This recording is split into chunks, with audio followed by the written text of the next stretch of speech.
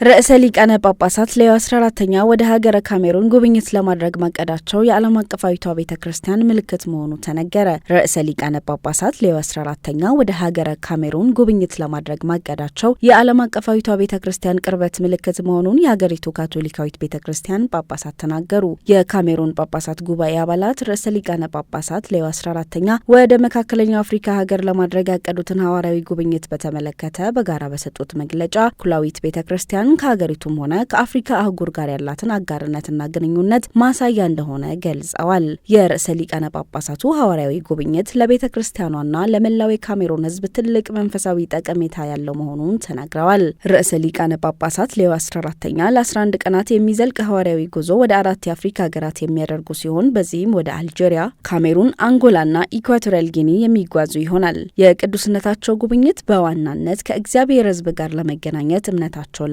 ለማጠናከር ተስፋቸውን ለማበረታታትና ለሰላም ለእርቅና ለአብሮነት የሚደረገውን ጥረት ለመደገፍ እንደሆነ ተገልጿል። ይህ ሐዋርያዊ ጉብኝት ርዕሰ ሊቃነ ጳጳሳቱ ለእያንዳንዱ የሰው ልጅ በተለይም ለድሆች፣ ለአደጋ ተጋላጭ ለሆኑት፣ ለወጣቶች፣ ለቤተሰቦችና በችግር ለተጎዱት ሁሉ ያላቸውን ጥልቅ አሳቢነት ያንጸባርቃል ሲሉ የጉባኤው አባላት ተናግረዋል። መረጃው የኤስአይ አፍሪካ ነው።